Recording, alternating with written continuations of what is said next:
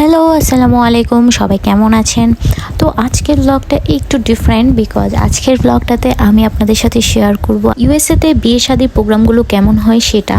তো রিসেন্টলি এখানে অর্থাৎ ইউএসএতে বাঙালি কমিউনিটি থেকে আমার একটা ওয়েডিং ইনভাইটেশন ছিল অ্যান্ড এই ইনভাইটেশনটা পাওয়ার পর আমি কিছুটা এক্সাইটেড ছিলাম বিকজ আমি এর আগে কখনোই এখানে ওয়েডিং ইনভাইটেশনে যাই নাই, অর্থাৎ এখানে বিয়ে শাদির প্রোগ্রামগুলো কেমন হয় সেটা জানতাম না।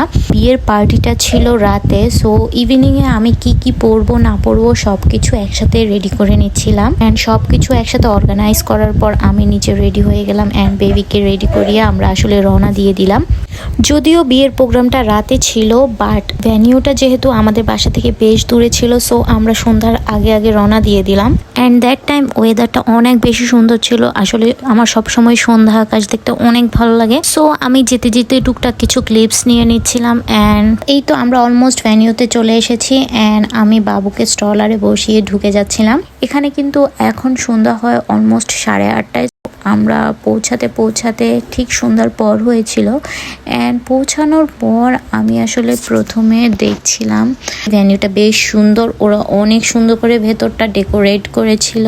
অলমোস্ট বাঙালি ওয়েডিংগুলো বাংলাদেশে যেমন দেখেছি সেরকমই, বাট ভেতরের ইন্টেরিয়রটা অনেক বেশি ডিফারেন্ট ছিল অ্যান্ড এই প্লেসটা আসলেই অনেক সুন্দর। আমি ঢুকেই টুকটাক নিজের কিছু ক্লিপস নিয়ে নিলাম, কিছু ছবি তুললাম বিকজ আমরা যখন গিয়েছি তখনও এই প্লেসটা ফাঁকা ছিল, সো আমরা সুন্দর প্লেস দেখে টুকটাক নিজেদের ছবিগুলো আগে তুলে নিয়ে নিয়েছি যাতে করে বেশি মানুষ যখন হবে তখন আমাদের আর ছবি তোলা নিয়ে টেনশন করতে না হয়। তো যাই হোক, টুকটাক ছবি তোলা শেষ করে আমরা ভেতরে ঢুকে গেলাম অ্যান্ড দেখলাম যে ওরা স্টার্টার সার্ভ করেছে। এখানে খুব সম্ভবত সমোচা অ্যান্ড চিলি চিকেন ছিল।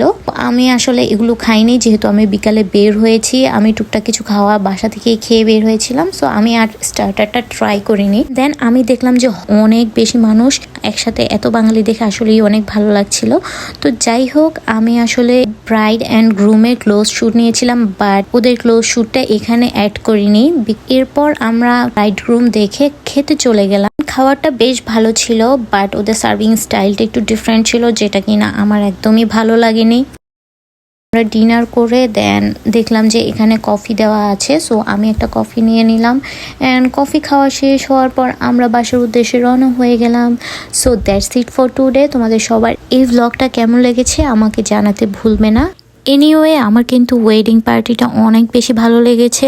অনেকদিন পর নিজের দেশের এত মানুষ একসাথে এক জায়গায় দেখে নিজের মাইন্ডটাই ফ্রেশ হয়ে গিয়েছিল and we enjoyed a lot. Hopefully আপনাদেরও এই ভিডিওটা অনেক ভালো লেগেছে। Thank you for watching my video. আল্লাহ হাফেজ।